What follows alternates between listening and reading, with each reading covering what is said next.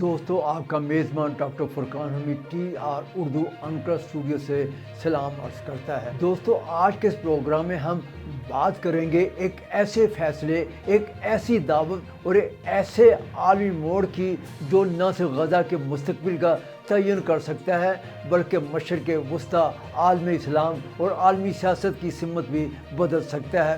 امریکی صدر Donald Trump کی جانب سے ترکی کے صدر رجب طیب ایردوان کو غزہ امن بورڈ میں بانی رکن کی حیثیت سے دی جانے والی دعوت کیا واقعی امن کی سنجیدہ کوشش ہے یا عالمی طاقتوں کا ایک نیا سیاسی کھیل ہے؟ آج ہم اس دعوت کے پس منظر، مقاصد، خطرات اور امکانات سب پر تفصیل سے بات کریں گے۔ امریکی صدر ڈونلڈ ٹرمپ کی جانب سے 16 جنوری کو ترک صدر رجب طیب ایردوان کے نام ایک باضابطہ خط ارسال کیا گیا ہے۔ اس خط میں صدر ایردوان کو غزہ کی تعمیر نو، سلامتی اور عبوری انتظامی نگرانی کے لیے قائم کیے جانے والے غزہ امن بورڈ میں بانی رکن کے طور پر شامل ہونے کی دعوت دی گئی ہے۔ یہ دعوت ایک ایسے وقت میں سامنے آئی ہے جب غزہ عالمی ضمیر کے لیے ایک مستقل سوال بن چکا ہے، ایک ایسا سوال جس کا جواب طاقت، اخلاق اور مفاد کے باہمی تصادم میں کہیں گم ہو گیا ہے۔ غزہ گزشتہ کئی دہائیوں سے محض ایک جغرافیائی خطہ نہیں رہا بلکہ یہ ظلم، محاصرے، مزاحمت اور عالمی بے حسی کی علامت بن چکا ہے۔ اقوام متحدہ کی قراردادیں، انسانی حقوق کی رپورٹس اور عالمی اداروں کے بیانات اپنی جگہ، لیکن غزہ کا عام شہری آج بھی عدم تحفظ، غربت اور غیر یقینی مستقبل کے شکنجے میں جکڑا ہوا ہے۔ صدر کے اطلاعاتی مرکز کے سربراہ برہان الدین دوران اس پیش رفت کی تصدیق کرتے ہیں۔ اس پیش رفت کی تصدیق کرتے ہوئے اسے اقوام متحدہ کی سلامتی کونسل کی قرارداد نمبر 2803 کے مطابق پیش کیے جانے سے آگاہ کرتے ہیں۔ یہ وہ قرارداد ہے جس کے ذریعے اقوام متحدہ نے صدر ٹرمپ کے پیش کردہ غزہ تنازع کے خاتمے کے لیے جامع منصوبے کی حمایت کا اعلان کیا۔ امریکی صدر ڈونلڈ ٹرمپ کے پیش کردہ غزہ تنازع کے خاتمے کے لیے جامع منصوبے کو عالمی سطح پر ایک ہمہ جہت حل کے طور پر متعارف کرایا گیا ہے، جس میں تعمیر نو، عبوری انتظامیہ، سلامتی اور غیر عسکری جیسے عناصر شامل ہیں۔ مگر تاریخ کا سبق یہی ہے کہ امن کے نام پر بننے والے ڈھانچوں کی اصل نیت اور عملی اثرات وقت کے ساتھ ہی واضح ہو جاتے ہیں۔ ایردوان نہ صرف ترکی کے صدر ہیں بلکہ عالم اسلام میں ان چند رہنماؤں میں شامل ہوتے ہیں جنہوں نے فلسطینی مسئلے کو ایک مستقل اخلاقی اور سیاسی موقف کے طور پر اپنایا ہے۔ ان کے نزدیک فلسطین محض ایک سفارتی معاملہ نہیں بلکہ ایک تاریخی ناانصافی ہے جس پر خاموشی اختیار کرنا خود ظلم میں شریک ہونے کے مترادف ہے۔ یہی سوچ انہیں دیگر اسلامی حکمرانوں سے ممتاز کرتی ہے اور یہی سوچ انہیں عالمی طاقتوں کے لیے ایک مشکل مگر ناگزیر فریق بھی بناتی ہے۔ امریکی صدر ٹرمپ کی جانب سے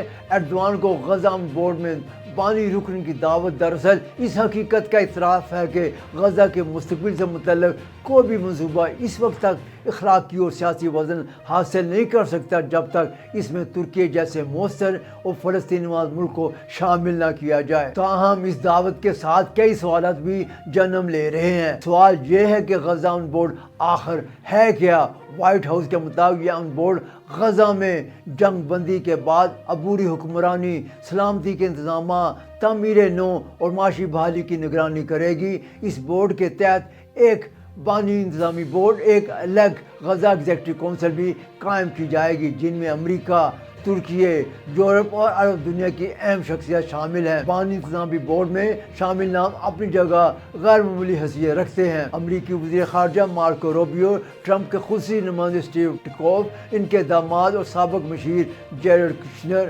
سابق برطانوی وزیر اعظم ٹونی بلیئر، ورلڈ بینک کے سربراہ اجے بانگا، یہ سب وہ چہرے ہیں جو عالمی سیاست اور معیشت پر اثر انداز ہو رہے ہیں۔ دوسری جانب غزہ ایگزیکٹو کونسل میں ترکی کے وزیر خارجہ حکان فیدان کی شمولیت انقرہ کے عملی کردار کو ظاہر کرتی ہے۔ اب آتے ہیں اصل سوال کی طرف۔ صدر ایردوان کیوں امریکہ، کیوں صدر ٹرمپ اور کیوں یہ عالمی منصوبہ ترکی کو مرکزی حیثیت دے رہا ہے؟ جواب بالکل سیدھا ہے۔ صدر رجب طیب ایردوان گزشتہ ایک دہائی سے فلسطین اور غزہ کے سب سے مضبوط، سب سے واضح اور سب سے بے خوف حامی رہے ہیں۔ With apologies to Prime Minister Erdogan. 1 minute. 1 minute. Well, 1 minute. Olmaz. 1 minute. Okay. Ki İsrail bir terör devletidir. चाहे वो अक़वाम मुत्तहिदा का फोरम हो, इस्लामी ताबन तंजीम या आलमी मीडिया, एर्दोगान ने इसराइली पॉलिसियों पर खुलकर तनकीद की। यही वजह है कि इसराइली क़यादत किसी भी सूरत सदर एर्दोगान को गज़ा के मुस्तक़बिल से मुतल्लिक़ किसी भी फैसले साज को फोरम में देखने की ख्वाहिशमंद नहीं।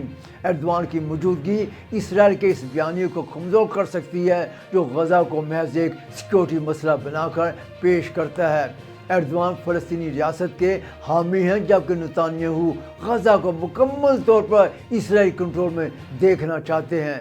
लेकिन दिलचस्प बात यह है कि सदर ट्रंप खुद सदर एर्दोगान की तारीफ करते चले आ रहे हैं। शर्म शेख में होने वाले इस्लामी ममालिक के सरबराह इजलास में ट्रंप ने एर्दोगान को अपने पहलू में नशिस्त दी, जबकि दीगर रहनुमाओं को टेबल के दोनों तरफ यकजा किया।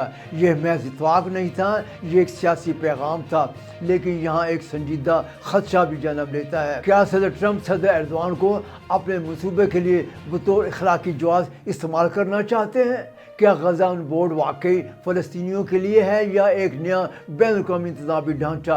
ये वो सवाल है जिसका जवाब अभी खुद तुर्की ने भी नहीं दिया। ये भी हकीकत है कि आलम इस्लाम की अक्सरियत गज़ा के मामले पर या तो खामोश है या महज रस्मी बयानों तक महदूद। ऐसे में एर्दोगान की आवाज़ तनहा मगर बहुत मजबूत सुनाई देती है।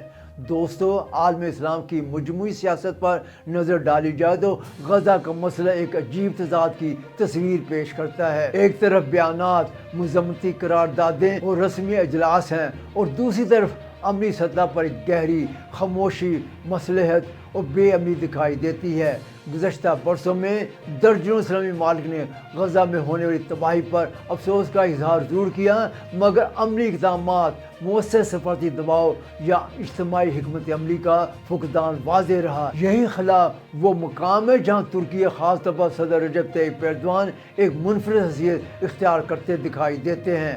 सदर एर्दोगान ने फ़लस्तीन और गज़ा के मसले को महज एक इलाक़ाई तनाज़े के तौर पर नहीं बल्कि आलम इस्लाम के इज्तिमाई ज़मीर के इम्तहान के तौर पर पेश किया है। उन्होंने न सिर्फ इसराइली कार्रवाइयों को खुलकर तनकीद का निशाना बनाया बल्कि मगरबी दुनिया की दोहरी पॉलिसियों को भी बेनकाब किया। यही साफ गोई और जुर्रतमंदाना मौक़िफ़ इन्हें दीगर इस्लामी हुक्मरानों से मुमताज़ बनाती है, मगर साथ ही यही बस तुर्की को सफारती तन्हाई के खतरे से भी दो चार करता है। इसी पस मंज़र में गज़ा बोर्ड में सदर एर्दोगान को बानी रुकने की दावत गैर मामूली अहमियत इख्तियार कर जाती है।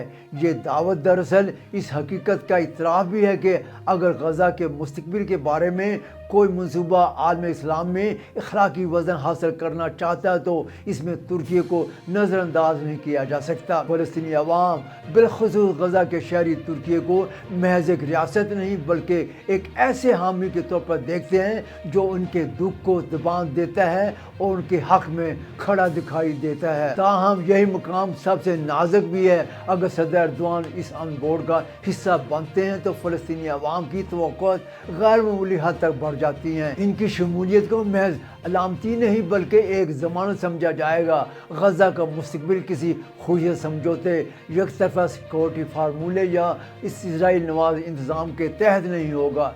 ये तवक्को सदर रजब तय्यिप एर्दोगान के लिए इखलाकी सरमाए के साथ साथ एक भारी जिम्मेदारी भी बन जाएंगी। ये भी एक हकीकत है कि गज़ा बोर्ड का मुजव्वज़ा ढांचा जिसमें गज़ा को गैर अस्करी हैसियत देना, हमास को गैर मुसल्लह करना और बैनुल-अक़वामी निगरानी जैसे निकात शामिल हैं, सदर एर्दोगान के रवायती मौक़िफ़ से कई हवालों से मुतसादम दिखाई देता है। एर्दोगान हमेशा इस बात पर जोर देते आए हैं कि फ़लस्तीनी मज़ामत को महज सिक्योरिटी मसला बनाकर ख़त्म नहीं किया जा सकता बल्कि इसके सियासी, तारीख़ी और इंसानी पहलुओं को तस्लीम करना नागुज़ीर है। ऐसे में यह सवाल फितरी तौर पर ऊपर का सामने आया है कि वो इस बोर्ड के अंदर रहते हुए अपने इस बयानिए को मुफ़स्सर अंदाज में आगे बढ़ा सकेंगे या नहीं। ये फैसला आने वाली नस्लों की तारीख लिखेगी। हम इस पेशरफ्त पर नज़र रखेंगे। सदर रजब तय्यिप एर्दोगान के सामने इस वक्त जो फैसला है वो महज एक सफारती दावत कबूल या मुस्तरद करने का मामला नहीं